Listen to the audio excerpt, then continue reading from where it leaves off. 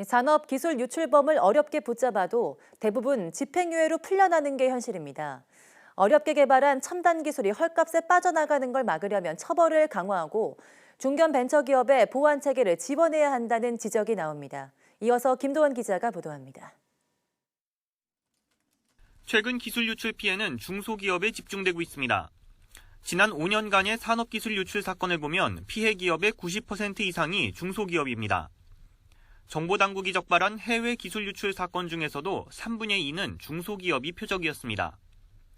첨단 기술을 가진 중소기업도 정작 보안 시스템은 허술한 점을 노리는 겁니다. 일반 대기업에 비해서 자원이 부족하니까 상대적 우선순위가 떨어지기 마련입니다. 그렇기 때문에 보안의 어떤 체계들이 많이 소홀한 게 사실이고 그런 부분들에 대해서 많이 취약점이 노출되어 있는 게 지금의 현실입니다. 기술 유출 범죄에 대한 처벌도 솜방망이 수준입니다. 지난 2015년부터 5년간 산업기술보호법 위반으로 처벌받은 사례를 보면 유죄가 인정된 28명 중 실형이 선고된 경우는 겨우 4명입니다. 적발돼도 대부분 집행유예나 벌금형이고 걸리지만 않으면 고액연봉으로 인생 역전을 꿈꿀 수 있으니 유혹에 약해질 수밖에 없다는 지적입니다. 영업비밀 사건은 대략 한 2년 정도 걸리는데요. 그에 따라서 비용도 상당히 들고 조직 내 피로도도 상당히 많이 누적이 됩니다.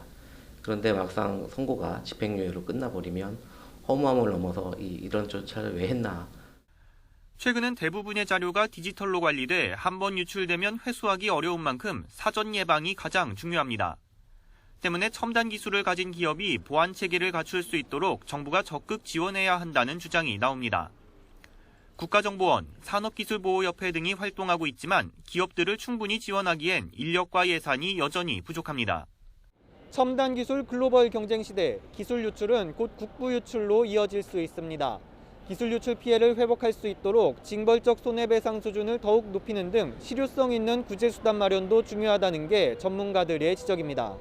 YTN 김도원입니다.